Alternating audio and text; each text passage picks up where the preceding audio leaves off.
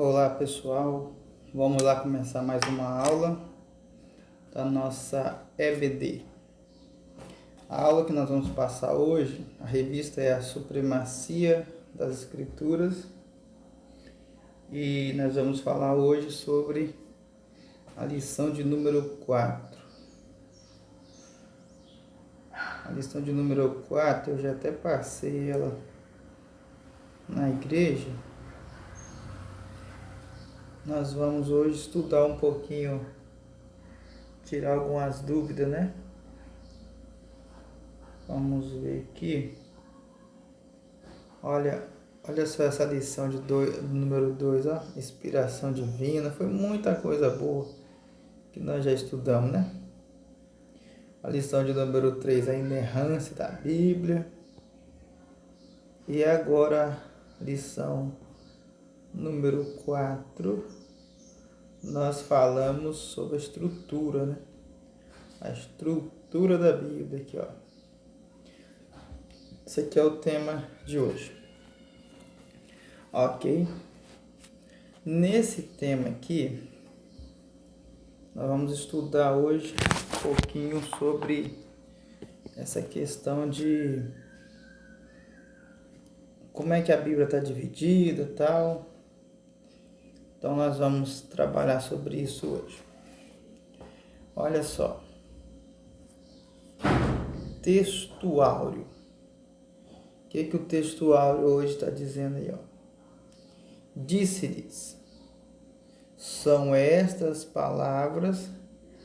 Deixa eu mexer aqui, eu não estou conseguindo colocar a minha foto. Mas tá bom, preciso colocar a foto. Olha lá, ó. E disse-lhes, são estas palavras que vos disse estando ainda convosco. Convinha que se cumprisse tudo o que de mim estava escrito na lei de Moisés e nos profetas, no Salmo. Então nós vamos trabalhar hoje a questão da estrutura da Bíblia. Como é que ela está, os livros estão dispostos, né?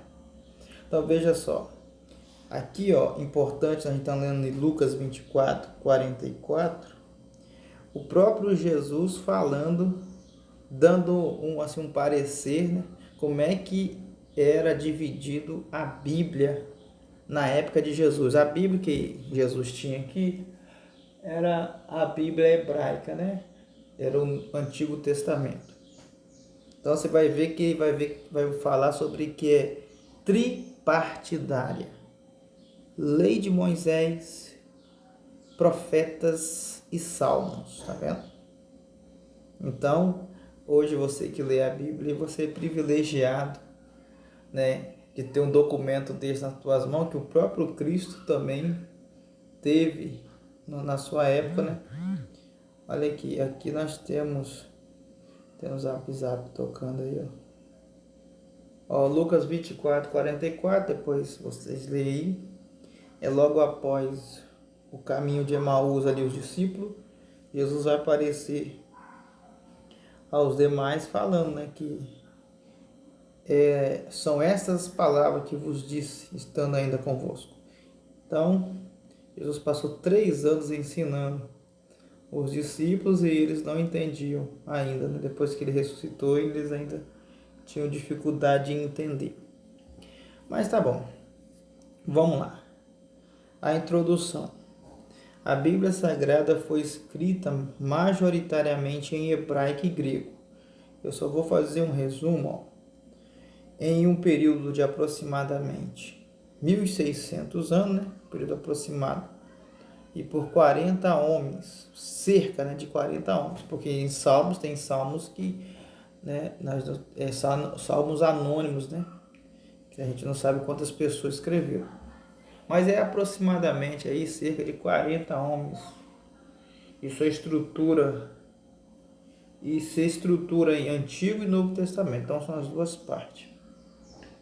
Então, olha só, a Bíblia ela foi escrita no espaço de 1600 anos por cerca de 40 autores. Isso aqui é importante você saber, que Israel não é um país muito grande, é um país pequeno. Então, cada autor bíblico ele vive numa época e uma região diferente. Por exemplo, você tem Isaías escrevendo o livro e morando num palácio.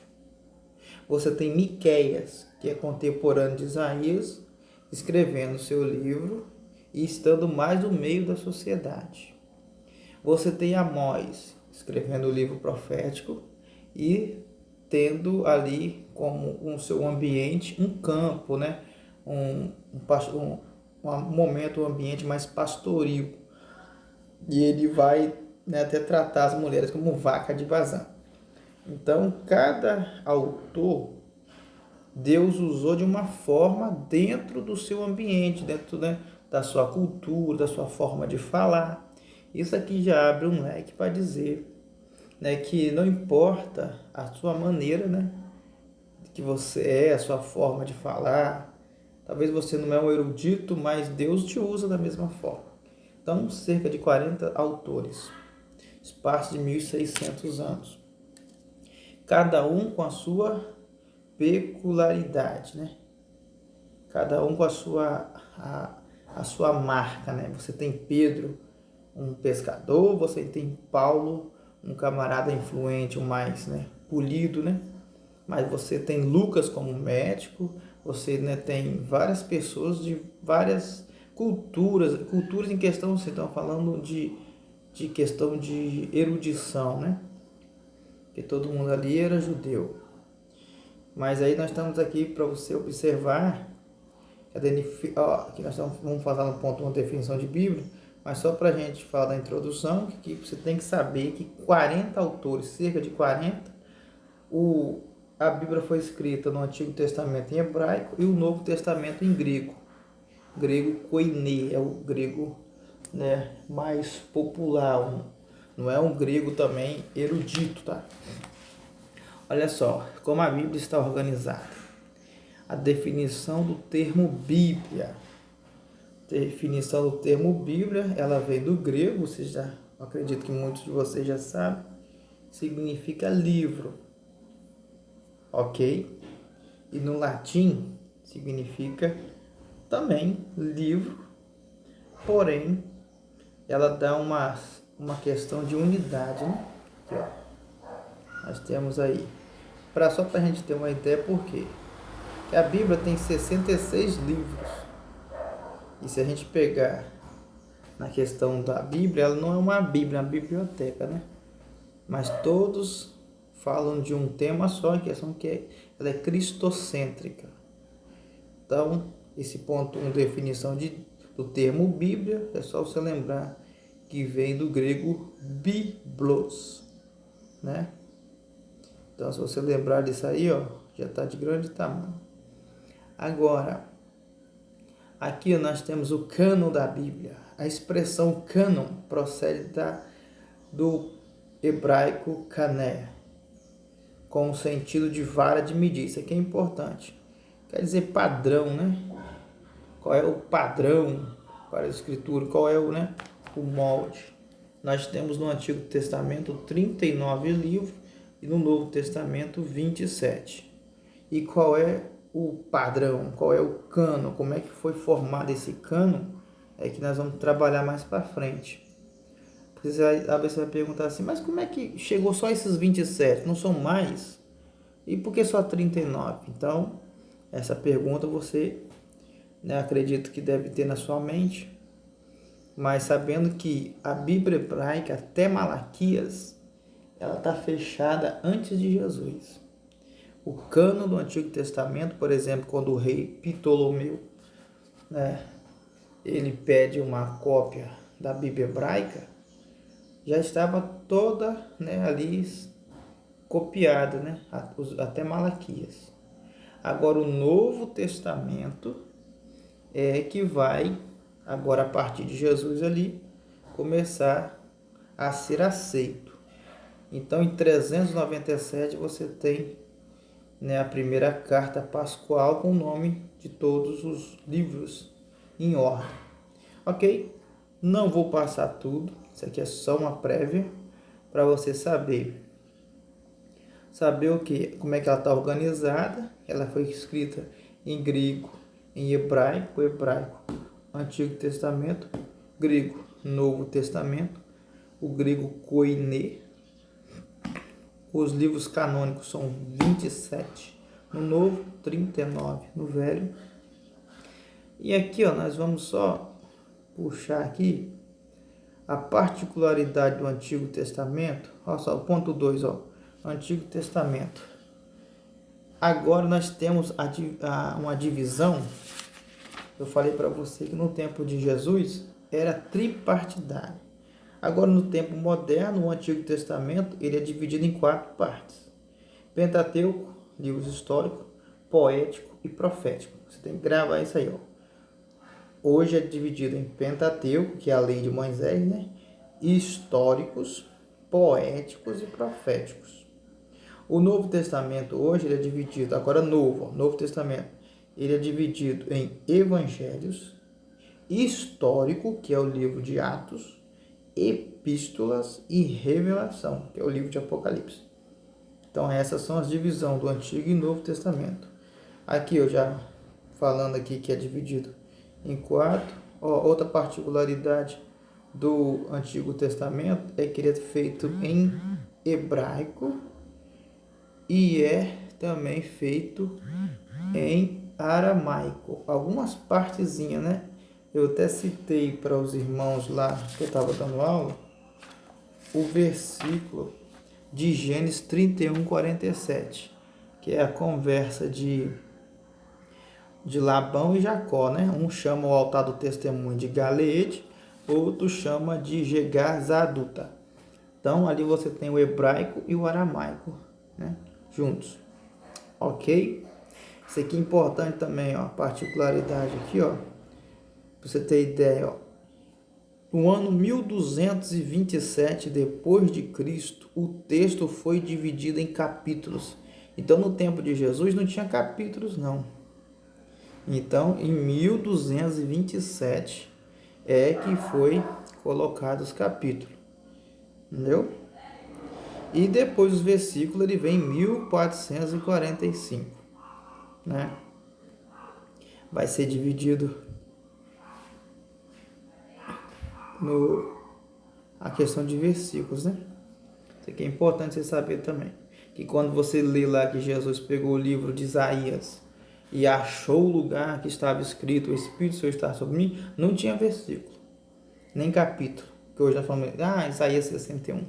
Então, só naquele ano aqui, olha o ano 1227, que a Bíblia do Antigo Testamento foi dividido em capítulos. Em 1445 foi dividida em versículos. Tão importante. Essas são algumas especialidades do Antigo Testamento. Novo Testamento, os livros do Novo Testamento são reconhecidos pela igreja após a morte e ressurreição do Senhor. Então aqui eu já falei para vocês que é evangelho, histórico, epístola e revelação. É dividido dessa forma, ok? Aí depois vocês estudam sobre as cartas. Tem a carta universal, né?